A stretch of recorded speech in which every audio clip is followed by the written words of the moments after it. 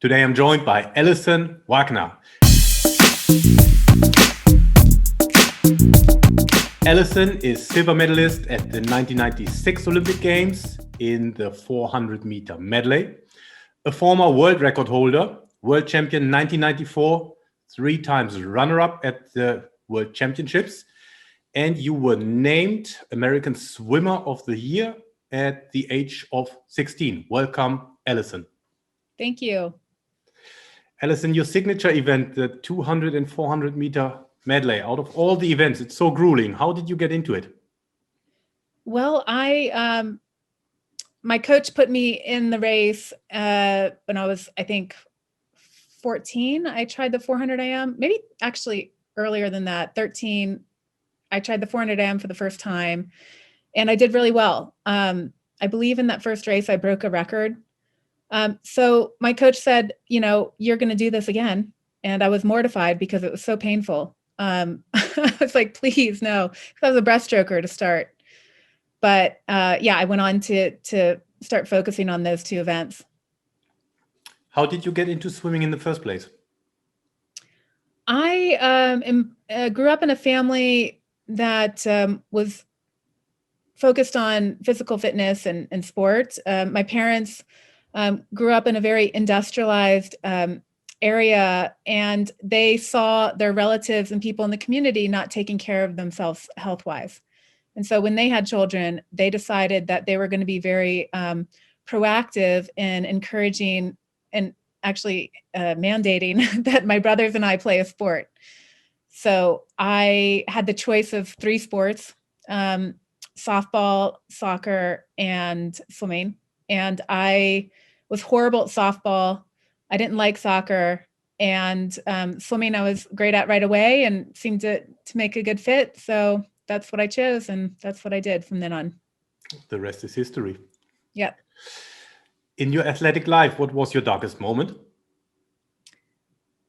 I think realizing that the injustices I saw and experienced in sport were not being paid attention to.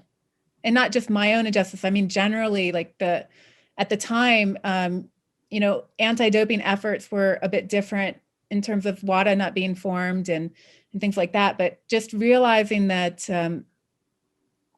my hard work and dedication to being a clean athlete was not being protected sufficiently. That was a hard realization. And how did you deal with it throughout your entire career? Well, I guess, I dealt with that in different ways. I mean, I think there were consequences to experiencing that. And then there are also, reactions. So now I'm in a master's degree program studying sport ethics and integrity. And, that's why I'm doing this, because I think that despite how many years have transpired since I last swam in 2008, there still needs to be more change. There needs to be more athlete advocacy. There needs to be more representation of what's actually going on for athletes and what's important for athletes, and how these injustices happen and what we can do about it and who should be doing something about it are all things I'm interested in. Yeah. You attempted a comeback in 2006, 2007. What happened to that?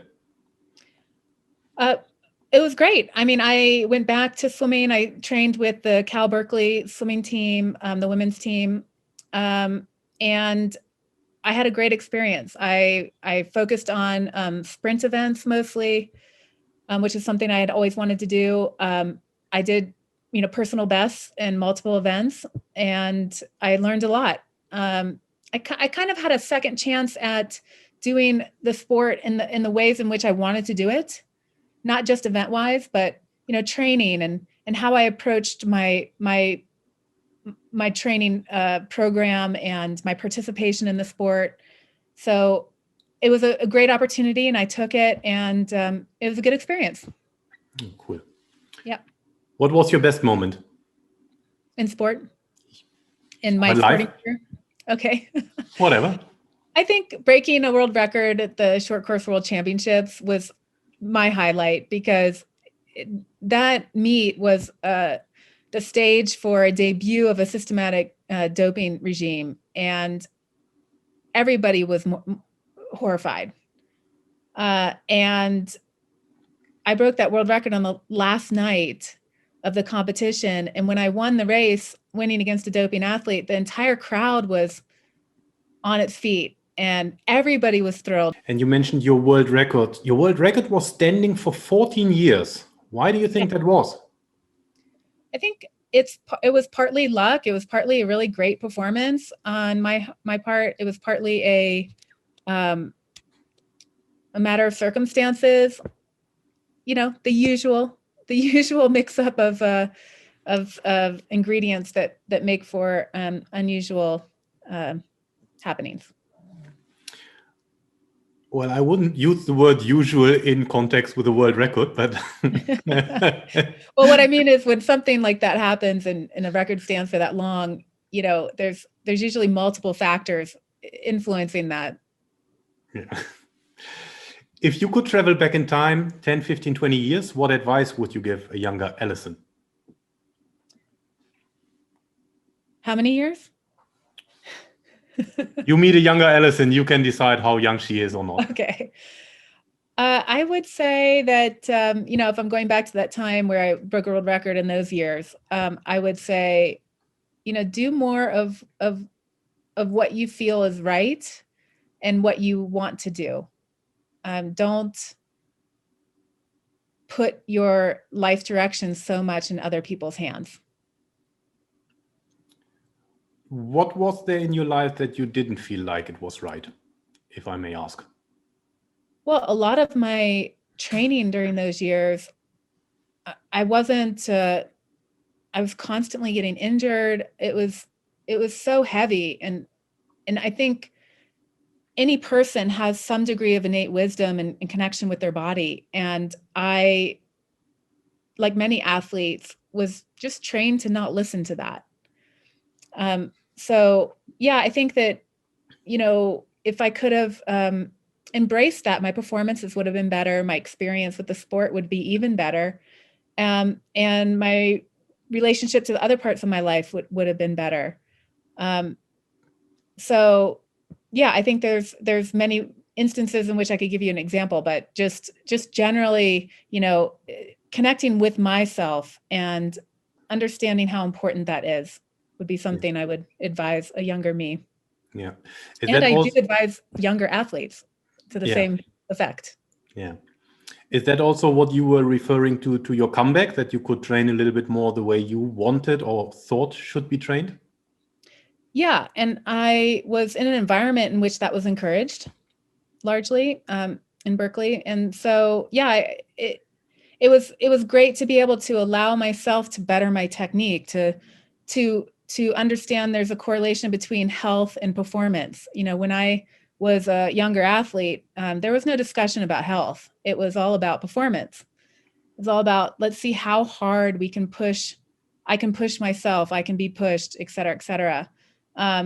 So to understand and experience how those things overlapped was really great. And to develop a relationship with my body that was more in line with what was actually happening versus what somebody wanted to have happen.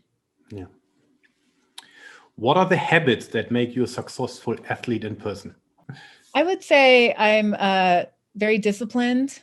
I'm self-motivated. I can be, you know, very singularly determined in terms of my professional goals and sport goals. I think something I also did that was helpful and different was I was never afraid to try something new. So I did that a lot, and I got strange looks from people, you know, and that never really bothered me. So that habit of being willing to be different was, I think, helpful. And what else? Yeah, just an ability to endure. Toughness, I think, is also something. I mean, everybody has that to certain degrees. But yeah, I mean, to be a 400 IMer, you have to be able to continually override, you know, your desire to sleep, basically. Yeah, so I think just fortitude is what I'm trying to say there. Yeah, it's an interesting one, right? I mean, all the habits you just mentioned, they are also formed through the sport of swimming. So it's a bit of a chicken and egg question, right? Were the habits there first, or did the sport make them come out? Yeah, well, most people find out either, before or after, depending on their age, before or after their participation in sport, just through self-awareness and seeing how they perform in other arenas. Yeah. Swimmers have early mornings. Do you have a morning routine? Currently, no. But yeah, I used to, I still generally enjoy working out early morning. And early mornings don't bother me. I mean, I think, like you said, it's unclear as to whether or not I'm just innately a morning person, or if swimming drilled that into me. But yeah, I don't think you can be a swimmer and not be a morning person to some degree. Yeah, early mornings, us and the rowers and a few other sports that do the 5 a.m. workouts. Yeah. Yeah. How do you prepare yourself for important moments? I do some meditation, spend some time with myself in the moment leading up to whatever I'm leading up to. I will employ different techniques like breathing techniques and focus techniques. When I was an athlete, I had every year I would rotate 2 songs.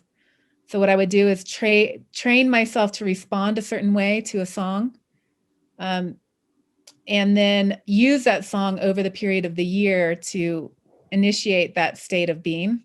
So for example, calming down. So I would listen to that song, when I was going to sleep, so that I could correlate that with calming down. And then in a competition, and it would take some time, of course, like training, it takes time, but a few weeks, a month, whatever. And then in a competition, I can use that song to act as a trigger. Oh, that's interesting. Yeah, cool. I think in NLP, neuro-linguistic programming, they have something very, very similar, right? That you can train yourself to react to a stimulus, so that then later you get actually what you're training to do, you get it back. Yeah. Yeah, I think it's really helpful. Yeah, cool. How do you overcome setbacks? I think just knowing myself and knowing what kind of responses or activities or things I need to do to make it through the recovery period of having a setback is what I'd say first. So, things like, okay, just keep a health routine going, healthy eating, sleep, exercise, that kind of thing. And I think, just being self-aware is a really important thing to work on, just for everybody, right? But knowing yourself and knowing how you're most likely going to respond and what the weaknesses and strengths are in that response, and then addressing them. Who's your role model and why? Yeah, we were talking about Al Order. He was a wonderful Olympian, and he really embodied the Olympic values. He showed everyone he interacted with respect. He showed them respect. He was honest. He was really interested in advocating for people who were put down, shut out. He helped his competitors at the Olympic Games. He'd help them with their technique. I mean, that's something that's very unusual. Yeah.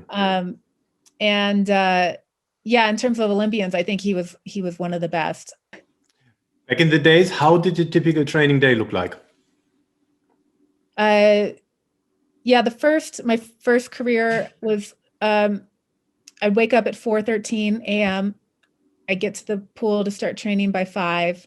I'd train until 7, go to school, in school until 3, I think it was.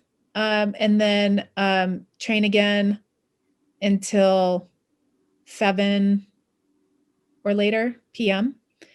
and then do classwork and studies and do it all over again. Later it was moved up till our practice time, I think, started at 5:30, so a little later. But yeah, basically, most of my career was spent in school, in some, college or high school, and swimming early morning, studies, swim again, studies, repeat, sleep when possible. Yeah, I was about to ask, did you get time to nap? I always made time to nap. I mean, I would be riding my bicycle, like when I was in college at University of Florida, I would ride my bicycle to class. And if I had a 20-minute window, I would pull over and on campus, find a bench, sleep for 20 minutes. I mean, I was just, for so many years, just all I wanted to do was sleep. Yeah, so I would nap 20 minutes, 10 minutes, whatever I had. Do you want to nominate someone to be interviewed? Yeah, I'll nominate Kevin Young. He's an Olympian. He's a classmate of mine. I think he'd make a good interviewee. Really cool. Thanks. What's going on in the life of Allison Wagner at this moment in time? Like I said, I'm studying this master's degree program in sport ethics and integrity. We're about to start our thesis work. My thesis will be focused on safeguarding. That's the protection of athletes from abuse and harassment. So I'll be working on developing a map of factors that increase the likelihood for abuse and harassment in sport. I'm also very interested and focused on athlete rights and athlete advocacy and other social justice issues in sport aside from abuse and harassment. And after I graduate, I hope to find a way to make a meaningful contribution of some sort. Yeah, I was about to ask, where would you like to see your career going with that education? Yeah, I have a few things in mind, but I mostly would just like to make a meaningful contribution in some way, to some degree. I think that, because of my background and because of the studies and research I've been doing, I'm in a good position to do something like that. So I'm looking forward to it. Yeah. And shouldn't be underestimated. Athletes do need help. I mean, they go through their, not everyone, but there are a lot of cases. And I also know some cases where athletes go through their career and then they're in the middle of their career or at the end of their career and they could need a helping hand. In terms of abuse and harassment, you mean? No, not only that, but also about guidance, right? Transitioning out of the sport and just making sense of a lot of things that have happened and, how can you now navigate your life towards something new? Yeah, I think it's a hard transition for most people, especially the athletes that don't earn, which in the Olympic movement is the majority, but the athletes that don't earn a ton of money, because you have to transition quickly, usually. And it's hard for many athletes because I think one of the things that's not talked about enough is that there isn't anything like what you're doing. I would have appreciated somebody telling me that. What you're doing now is very, very, very unique. There will be nothing like that, but we can extrapolate certain, personality traits or skills and experience you've gathered through your career to apply it to something else. But, it's just a unique situation to be a professional or full-time athlete. Yeah. Where can people find you? People can find me at AllisonWagner.com. And I have a contact portal there, so you can reach out there. Other than that, I'm not a prolific user of social media. But I always leave my domain. My domain is always open and available for people to reach out through. Cool. Allison, thanks a lot for your time. That was awesome. Thanks, Christian.